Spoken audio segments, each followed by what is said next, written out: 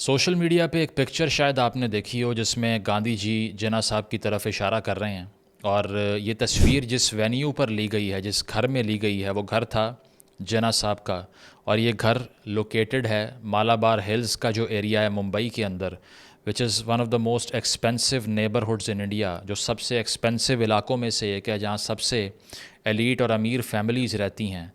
वहाँ पर जिन्ना साहब का ये घर था, जहाँ पर बहुत क्रूशल इवेंट्स हुए पार्टीशन से मुतल्लिक, जो आगे चल के हम आपको बताएंगे।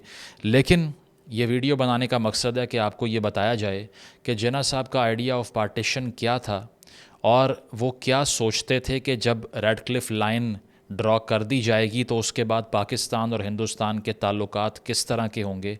उनके जहन में क्या था और हुआ क्या, इसका फ़ैसला आप इस वीडियो को देखने से इस तरह लगा सकते हैं कि मुंबई में जिन्ना साहब का जो एक घर था उसके बारे में उनके सेंटिमेंट्स क्या थे।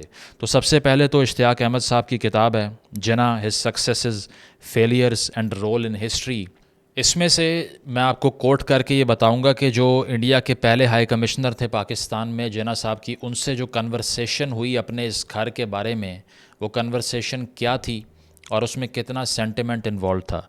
तो जिन्ना साहब, उन्हें कहते हैं श्री प्रकाशा, उनका नाम था, उन्हें कहते हैं कि Shri Prakasa, don't break my heart, मेरा दिल मत तोड़ो। Tell Jawaharlal not to break my heart, I have built it brick by brick, मैंने इस घर को एक एक ईंट लगा कर खुद बनाया है। Who can live in a house like that, ऐसे घर में कौन रह सकता है। What fine verandas, it is a small house only for a small European family और अ रिफाइंड इंडियन प्रिंस, कि ये घर किसी आम आदमी के इस्तेमाल में मत लाइएगा, मेरा दिल टूट जाएगा वरना, क्योंकि मैंने इसको बहुत अटेंशन से, बहुत एफर्ट से बनाया है। इसमें सिर्फ़ और सिर्फ किसी इंडिया के प्रिंस को रहना चाहिए या किसी छोटी सी यूरोपियन फैमिली को रहना चाहिए। आगे कहते हैं, you do not know how I love Bombay, I still look forward to going back there. तो मैं नहीं मालूम कि मैं बॉम्बे से कितनी मोहब्बत करता हूँ, और मैं अब भी इंतज़ार करता हूँ कि किसी दिन मैं दोबारा बॉम्बे जाऊँ और वहाँ रहूँ। इसके जवाब में श्री प्रकाशा ने कहा, really mister Jinnah, you desire to go back to Bombay, I know how much Bombay owes to you and your great services to the city. मैं जानता हूँ कि आपने बॉम्बे के लिए बहुत कुछ किया है, और मैं ये भी जानता हूँ कि आपका डिज़ायर कितना स्ट्रॉन्ग है वहाँ वापस जाने के लिए। May I tell prime minister that you want to go back there, क्या मैं अपने प्राइम मिनिस्टर को ये बताऊँ कि आप वापस लौटना चाहते हैं। जवाब में जिन्ना साहब क्या कहते हैं, यस यू मे, जी आप बता दीजिए कि मैं आना चाहता हूँ। Right Shri Prakasa in his memories Pakistan birth and last days. ये कन्वर्सेशन 30 जुलाई 1948 की कन्वर्सेशन है। इसमें जिन्ना साहब इंडिया के हाई कमिश्नर को ये कह रहे हैं कि मैं अपने घर वापस आना चाहता हूँ। और इसका ये मतलब नहीं कि वो परमानेंटली वहाँ शिफ्ट होना चाह रहे थे, बल्कि मतलब ये है कि उन्होंने कभी सोचा नहीं था कि मेरा घर जो बॉर्डर के उस पार रह गया, मैं दोबारा कभी उसमें जा ही नहीं पाऊँगा। इस घर की कहानी का आगाज़ करते हैं कि ये घर कैसे बना, किस किस ने इसमें कंट्रीब्यूशन की, और अब इसका लीगल स्टेटस क्या है, और इससे रिलेटेड जिन्ना साहब का पार्टीशन का विज़न कितना ज़्यादा क्लियरली दिखाई देता है। तो ये घर, जो कि मालाबार हिल हाउस कहा जाता है, जिसको साउथ कोर्ट भी कहते हैं, 1936 में ये रेनोवेट हुआ था। इससे पहले भी जिन्ना साहब यहीं रिहाइश पजीर थे, लेकिन 1936 में, उस वक्त तक जिन्ना साहब सबसे एक्सपेंसिव लॉयर्स में से एक थे सब कॉन्टिनेंट के। यानी कि जो उनकी फ़ीस थी, जो वो केस लड़ने की लिया करते थे, it use to be very expensive. और बहुत से लोगों को पाकिस्तान में ये कहानी बताई जाती है कि वो तो बहुत ही गुर्बत की ज़िंदगी गुजार रहे थे और बहुत ही सादा ज़िंदगी गुजार रहे थे। भाई ऐसा कुछ नहीं है, अमीर होने में भी कोई जुर्म नहीं है। मैं ये कह रहा हूँ कि he belonged to the elite of the Indian subcontinent. और अगर आप उनके सूट्स देखें, उनका रहन सहन देखें, उनके लग्जेरियस क्लोथिंग्स, या उनका घर देख लीजिए, या जिस किस्म का अंदर यूरोपियन, इटालियन, फ्रेंच फर्नीचर पड़ा हुआ था उसको देख लें, तो आपको अंदाज़ा होता है कि ये आदमी एक रॉयल लाइफस्टाइल गुजार रहा था, जिसमें कोई बुरी बात नहीं है, लेकिन तारीख़ यहाँ सही बताई नहीं जाती। और बहुत से लोग झूठी कहानियाँ सुनाते हैं कि उनके पास तो कोई पैसा बचा नहीं, इसीलिए कि उन्होंने बिला मुआवजा केसेस लड़े और ये सब किया। ऐसा बिल्कुल नहीं था। तो ये घर 1936 में उन्होंने इंग्लैंड से वापस आकर रेनोवेट किया, इसको यूरोपियन स्टाइल में बनवाया। 2.5 एकड़ का ये घर था माउंट प्लेजेंट रोड, जिसको आजकल भाऊ साहब हेरे मर्ग कहा जाता है। और ये मालाबार हिल की जो अपस्केल जो नेबरहुड है वहाँ पर ये सिचुएटेड है। इसकी तस्वीरें भी आप अभी देख सकते हैं। इंटीरियर की पिक्चर्स तो अवेलेबल नहीं है गालिबन, लेकिन बाहर से आपको अंदाज़ा होता है कि ये कितनी एलीट नेबरहुड थी। साथ साथ जना साहब ने उस वक्त यानी कि 1936 में इसकी रेनोवेशन पे 2 लाख रुपए का ख़र्चा किया था, 2 लाख रुपीज़। इसके अलावा जो इंडियन इंस्टीट्यूट ऑफ आर्किटेक्ट्स के प्रेसिडेंट थे क्लॉड बैटली, उनको एम्प्लॉय करके जना साहब ने ये घर सारा डिज़ाइन करवाया था उनसे, और उन्होंने यूरोपियन आर्ट डेको स्टाइल में इसको डिज़ाइन किया था, जो कि पेरिस में इस्तेमाल हो रहा था उस वक्त, फर्स्ट वर्ल्ड वॉर से पहले की बात है। तो जना साहब ने बिल्कुल उन लाइंस के ऊपर अपनी रेजिडेंस को बनवाया था। तो साथ साथ इस घर में बहुत से इम्पॉर्टेंट इवेंट्स भी हुए। इस घर में होने वाले बहुत से इम्पॉर्टेंट इवेंट्स और टॉक्स और नेगोशिएशंस पार्टीशन से मुतल्लिक जो थी, वो आप स्टैनली वुलपट की किताब जना ऑफ पाकिस्तान में पढ़ सकते हैं। ये वो किताब है जो ज़िया-उल हक साहब ने इसीलिए बैन कर दी थी कि इस किताब में एक एक्सर्प्ट कोटेड था रोज़ेज़ इन दिसंबर का, जिसमें यह लिखा हुआ था कि जना साहब का फ़ेवरेट खाना और उनकी फ़ेवरेट ड्रिंक्स कौन सी हैं। समझ रहे होंगे आप। तो just because of this quotation Zia ul Haq साहब ने इस किताब को पाकिस्तान में बैन कर दिया था, क्योंकि उनको लगा कि अगर हम लोग पढ़ेंगे जना साहब कितने लिबरल लाइफस्टाइल रखने वाले आदमी थे तो शायद हम गुमराह हो जाएं, जो कि बिल्कुल नहीं होना चाहिए। But since that man completely fabricated और हिस्ट्री, तो उसने ये किताब भी बैन कर दी, जो कि आज आप पढ़ सकते हैं आसानी से, लेकिन उस वक्त अवेलेबल नहीं थी। और आज बहुत सी जगहों पे इस किताब में बहुत सी चीज़ें जो कोटेड हैं ओरिजिनली, वो निकाल दी गई हैं, अगर आप इंटरनेशनल कॉपी ना ख़रीदें तो। आगे चलते हैं। जना साहब और गांधी जी के दरमियान पार्टीशन पर बहुत सी टॉक्स इसी घर में हुई। इसके अलावा ये वही घर है जहां सुभाष चंद्र बोस और नेहरू जी के दरमियान जो कन्वर्सेशंस जना साहब के साथ हो रही थी 15 अगस्त 1946 की, वो भी इसी घर में हुई। इसके साथ साथ इस घर को रेनोवेट करने से पहले, बहुत पहले 1918 में रतनबाई पैटेट, जो कि जना साहब की वाइफ थी, who was 18 years old at the time and जना वाज लाइक 42 आई गेस, उनकी शादी जब हुई तो वो भी इसी घर में हुई थी, लेकिन ये इस घर की रेनोवेशन से पहले की बात है। और चूंकि यहाँ पार्टीशन की बहुत सी नेगोशिएशंस हो रही थी, तो इसीलिए अब से कुछ साल पहले बीजेपी के एमएलए प्रभत मंगल लोधा ने इस घर के बारे में कहा था, it was the place from where the partition conspiracy was hatched, it should be demolished. Lodha साहब ने, जो कि बीजेपी के एमएलए हैं, उन्होंने ये कहा था कि इस घर में जो साजिश थी बंटवारे की वो रची गई है, इसीलिए इसको डिमोलिश कर देना चाहिए और यहाँ पर एक कल्चरल सेंटर बनना चाहिए महाराष्ट्र का। तो इस हवाले से आपको ये भी मालूम होता है कि इंडिया में इस घर के बारे में पॉपुलर सेंटिमेंट क्या है। आगे चलते हैं। इस घर का करंट स्टेटस अगर बताया जाए आपको, तो लीगल स्टेटस की तरफ तो मैं आता हूँ, लेकिन currently it is close for the public, लोग वहाँ पर नहीं जा सकते। इसको सिक्योरिटी प्रोवाइड की गई है, लेकिन अब इसकी सिचुएशन काफ़ी खस्ता हाल और ख़राब है और इस घर में अब फ़िल वक्त कोई भी एक्टिविटी नहीं हो रही। इसको डिज़र्टेड हाउस भी कह सकते हैं, अबैंडन्ड हाउस भी कह सकते हैं। और साथ साथ ये कि जब पार्टीशन हुई तो उसके बाद जना साहब को जब अंदाज़ा हुआ कि हालात तो अब ख़राब हो रहे हैं, तो तब उन्होंने इस घर को बेचने की भी सोची। उनके पास एक ऑफ़र आई 18 लाख रुपए की, लेकिन जना साहब ने कहा कि मैं 20 लाख से कम पैसे नहीं लूँगा, और ये घर उन्होंने नहीं बेचा, जिसका नुकसान ये हुआ कि आज तक ये घर ना पाकिस्तान को मिला ना उनकी फ़ैमिली को मिला। और जना साहब का एक पर्टिकुलर इंटरेस्ट था प्रॉपर्टी में इन्वेस्ट करने का। लाहौर में भी जो जना हाउस था, जो रिसेंटली 1 साल पहले 9 मई को जलाया गया, ये भी जना साहब की एक इन्वेस्टमेंट थी। उन्होंने एक रात भी इस घर में नहीं गुजारी। So he was inclined to invest in properties. इस पर इश्तियाक अहमद साहब अपनी एक टॉक में भी एक लंबी डिस्कशन कर चुके हैं, आप वो भी देख सकते हैं। तो आगे चलें अगर, तो 1949 में क्या होता है। 1949 में इंडिया की जो हुकूमत है वो इस घर को इवैक्यूई प्रॉपर्टी डिक्लेयर कर देती है, यानी कि ये घर एक ऐसे ख़ानदान से बिलोंग करता था इन दी आई ऑफ द लॉ, जो कि पार्टीशन की वजह से हिंदुस्तान को छोड़ के चले गए, इसीलिए ये इवैक्यूएटेड प्रॉपर्टी बन गया। लेकिन आगे चलकर इस घर का लीगल स्टेटस भी तब्दील होता रहा। वो क्यों होता रहा? वो इसीलिए होता रहा कि लेजिस्लेशन भी चेंज होती रही। इस दौरान पाकिस्तान ने बहुत बार कोशिश की कि इस घर को पाकिस्तान की जो कॉन्सुलेट बिल्डिंग है उसमें कन्वर्ट कर दिया जाए, because Pakistan has a sentimental value attach to the house, लेकिन उसको डिक्लाइन किया गया। मुशर्रफ साहब ने भी 2004 में बहुत कोशिश की कि ये घर पाकिस्तान के कॉन्सुलेट की बिल्डिंग में कन्वर्ट कर दे हिंदुस्तान, लेकिन उनको परमिशन नहीं दी गई। वो क्यों नहीं दी गई उसका मैं आपको अभी बताता हूँ। लेकिन एक आदमी सिर्फ़ एक आदमी जो चाह रहा था कि ये घर जिन्ना साहब को वापस मिल जाए, वो थे जवाहरलाल नेहरू साहब। और उन्होंने ये कोशिश की कि ये जिन्ना साहब को गिफ्ट कर दिया जाए या लीज़ कर दिया जाए, लेकिन 48 में जिन्ना साहब की डेथ के बाद लीगल कॉम्प्लिकेशंस आ गईं और ऐसा हो नहीं सका। तो अगर जिन्ना साहब की डेथ हो गई तो फिर ये घर है किसका, अब ये सवाल करते हैं। इस सवाल का जवाब ये है कि जिन्ना साहब ने अपनी विल जो लिखी, यानी कि उनके इंतकाल के बाद, उनकी डेथ के बाद उनकी प्रॉपर्टी किसको दी जाएगी, वो लिखी गई 1939 में।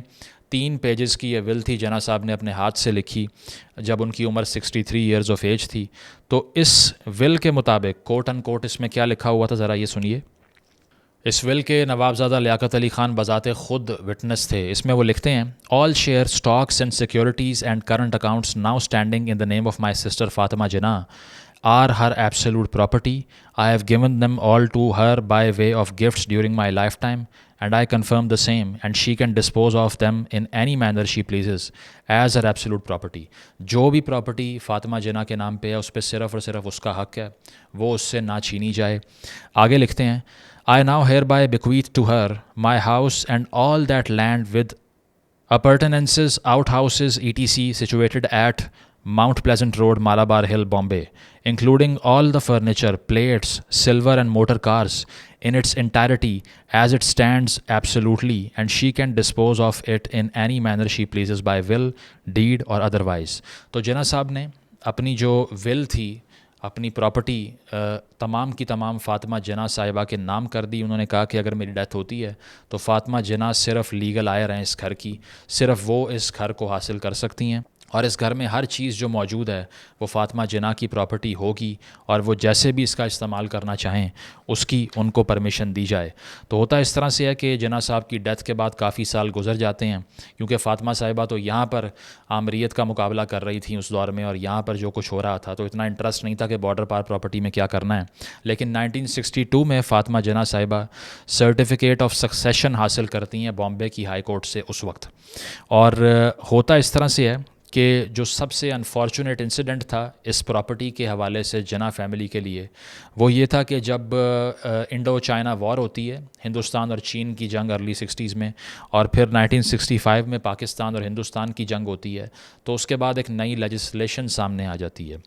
1968 में एनिमी प्रॉपर्टी एक्ट लेजिस्लेट हो जाता है, और उसके तहत क्या होता है, उसके तहत ये होता है कि जो भी ख़ानदान से हैं उन लोगों के जिनकी प्रॉपर्टीज़ हैं हिंदुस्तान में, जो वापस चले गए चीन और पाकिस्तान, उनका अब इस प्रॉपर्टी पे कोई हक़ नहीं है।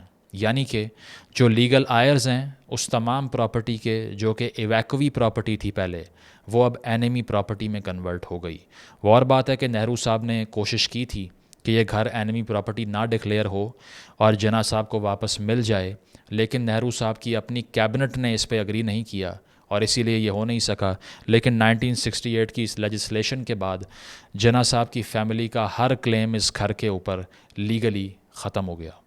अब आपके जहन में ख़्याल आ रहा होगा कि फ़ातिमा जिन्ना साहिबा को ये प्रॉपर्टी क्यों कन्वर्ट की जिन्ना साहब ने। वो इसीलिए की कि उनकी जो साहबजादी जो बेटी थी दीना वाडिया, वो इसीलिए उनकी विल का हिस्सा नहीं बनी कि जिन्ना साहब उनसे नाराज़गी में उनकी डेथ हुई थी। उसकी वजह यह है कि जिन्ना साहब ने ख़ुद तो एक पारसी खातून से शादी की थी, यानी कि रतन बाई पैटेट से, लेकिन जब जिन्ना साहब की बेटी जो हैं दीना वाडिया, उन्होंने एक पारसी ही मर्द को चूज़ किया शादी करने के लिए, तो जिन्ना साहब ने इसको डिस्प्यूट किया।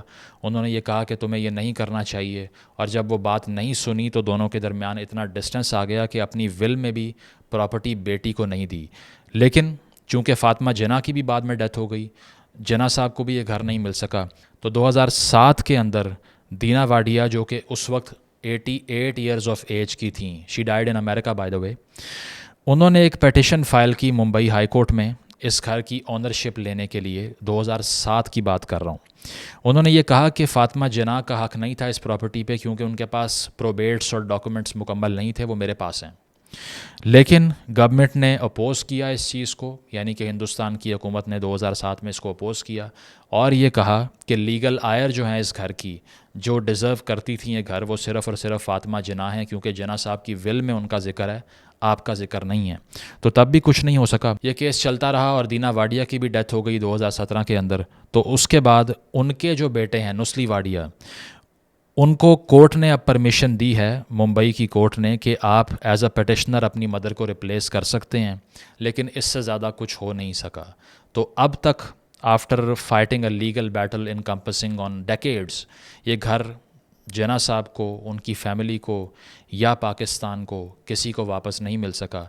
इस पे हो कुछ नहीं सकता, इसीलिए कि लेजिस्लेट करना तो किसी भी मुल्क का हक़ है, और वो जो भी लेजिस्लेट करें उसका कोई तोड़ नहीं हो सकता अगर आपके उससे रिलेशंस ठीक नहीं हैं। चूँकि पाकिस्तान और हिंदुस्तान के दरमियान मल्टीपल वॉर्स हो गई, 65 में, 71 में, कारगिल में, और उसके बाद मल्टीपल स्कर्मिशेस हुए, इसीलिए कभी भी रिलेशनशिप्स इतने कोर्डियल थे ही नहीं कि हम ये घर उनसे मांग सकते या हमें ये मिल पाता। तो आखिर में एक पॉइंट ये है कि आप ये सोचिए कि एक मुल्क जो एक आदमी ने बनाया, उसका उस मुल्क के बारे में कंसेप्शन ये है कि मैं गर्मियों की छुट्टियां उस घर में जाके गुजारा करूँगा। इसका मतलब ये है कि उन्होंने कभी सोचा नहीं था कि ये इतना हार्ड बॉर्डर बन जाएगा, इतनी लड़ाइयाँ और इतनी जंगें होंगी, क्योंकि जिन्ना साहब का जो कंसेप्शन था पाकिस्तान और हिंदुस्तान के रिलेशंस के बारे में, वो बहुत ही पॉजिटिव था।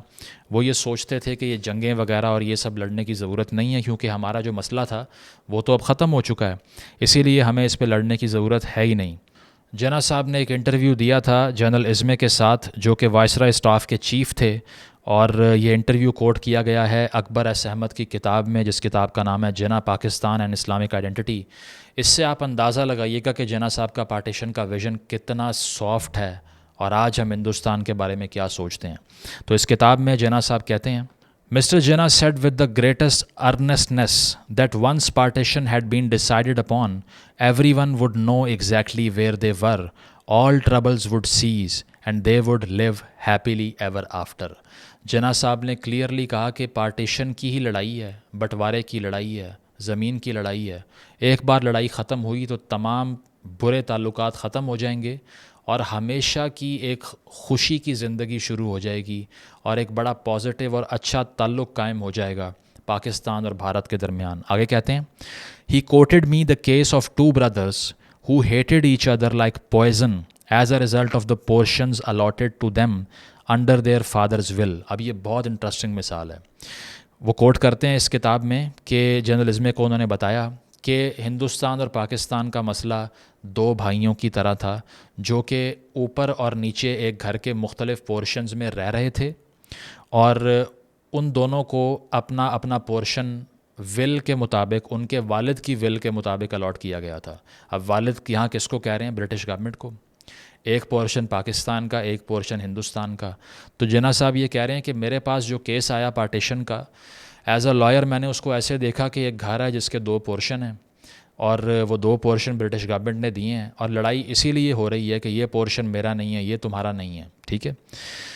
आगे कहते हैं, finally they would bear it no longer and took the case to court, कि अब वो मज़ीद लड़ लड़ के थक गए थे, इसीलिए वो केस अदालत में ले गए दोनों भाई, यानी कि पाकिस्तान और Hindustan. 2 years later, Mr. Jinnah met his client and asked how he was getting on and how was his brother।